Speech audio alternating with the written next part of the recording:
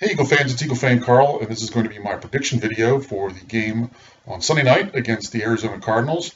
Before I get into that game, I want to talk a little bit about last week's game against the Buffalo Bills. I didn't get a chance to do a reaction video on that, so let's just take a few moments and look at the results of that game. Obviously surprised me. I expected the Bills to win that game, but the Eagles pleasantly surprised me. And let's take a look at a couple quick stats as to why I think that happened. So when you have two teams that are as closely in the standings as the Eagles and Bills are, and you see a final score of 23-20, it's no big surprise that a lot of the stats are very similar. So you look, first downs, the Eagles had 2 more first downs than the Bills. Total yardage, the Bills outgained us by 64 yards. Even the breakdown, when you look at in terms of rushing and passing, those are still relatively close. A little more for them in rushing yards, and that's the main difference in terms of where those were. But if you look at those stats, it really doesn't show why exactly we were able to be victorious at the end of the day.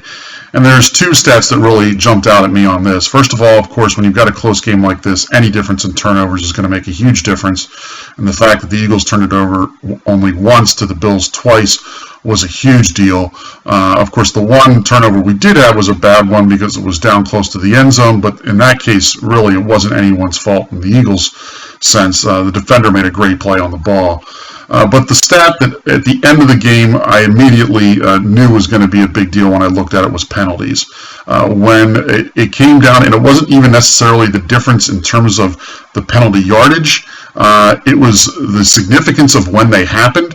And it seemed like every time the Bills were in a situation where they were getting the ball moving, their offense would make a mistake and put them in a longer yardage situation for first downs. And just the opposite then for the Eagles. There was a couple times where the Eagles had like a 3rd and 9, they would jump off sides and it would go to 3rd and 4, which is much more manageable. So it's all those kind of things that really it showed me that the Bills just really sort of defeated themselves or put themselves in a position where it was going to be really hard for them to win this game when they were making the mistakes that they did. So there you have it. Sometimes you just luck into a game because another team shoots themselves in the foot, but we'll take it. And we'll move forward with a win and still have a 3-way tie atop the NFC East with the Redskins and Giants.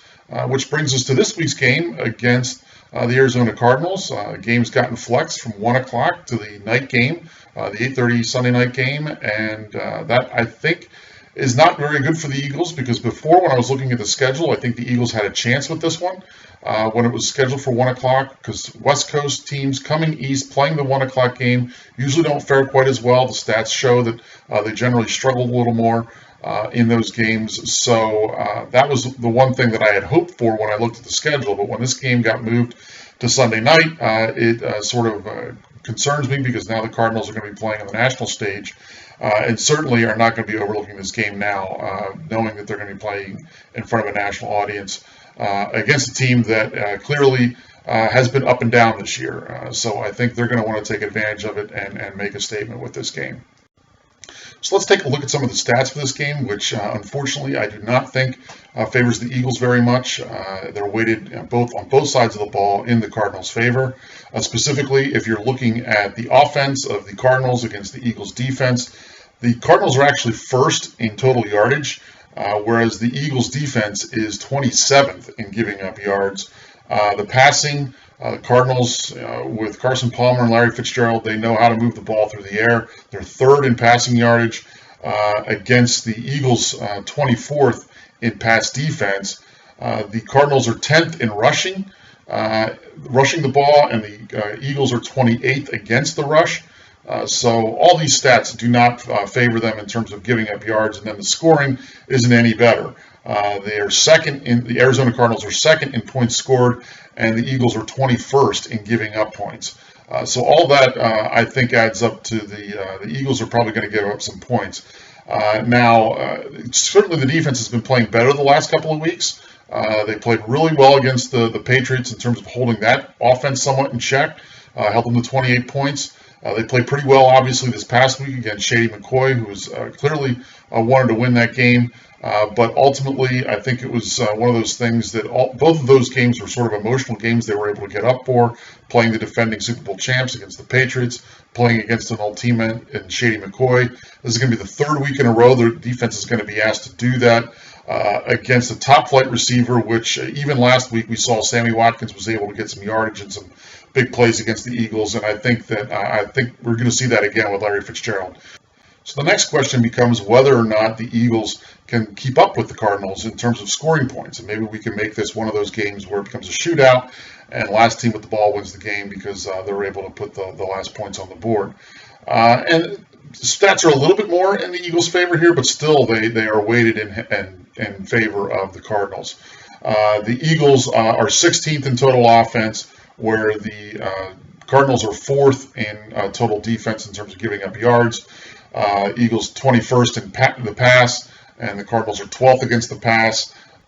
The Eagles are 13th in running the ball, but the Cardinals are 5th in terms of stopping the run. So even the best part of their defense is their rush defense.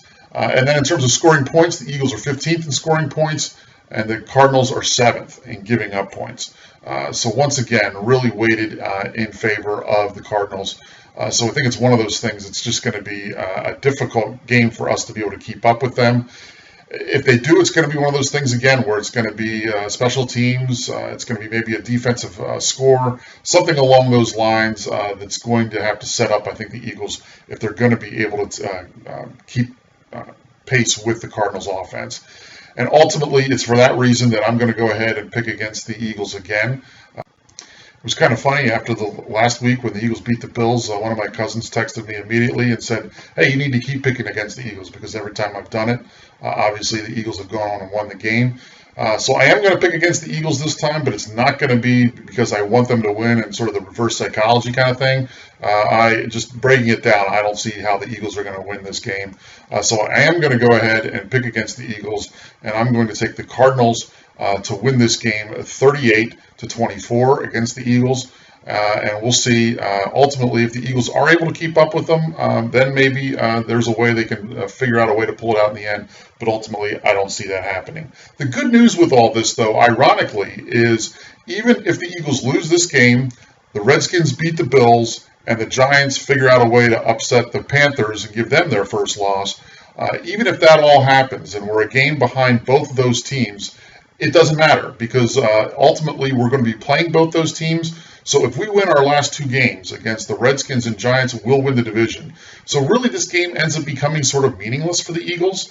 And let's hope that ultimately that's the case if we do lose this game and that we're able to go ahead and pull out the last two wins, because that's really what's going to matter for winning the division is winning those last two games. And there's ways it can happen that they could win without losing one of those two games, but it would take a lot of different things to have happen. It's really going to come down to the Eagles' best way to win the division is just to win those last two games against the Redskins and Giants, and then we'll find ourselves in the playoffs. But in the meantime, it's clear that I think that this game sort of becomes a little bit meaningless. I don't think the players will treat it that way. But us as fans, even if we lose this game, we shouldn't lose heart because we still control our destiny, even if we're a game behind both the other two teams in the division since we play them.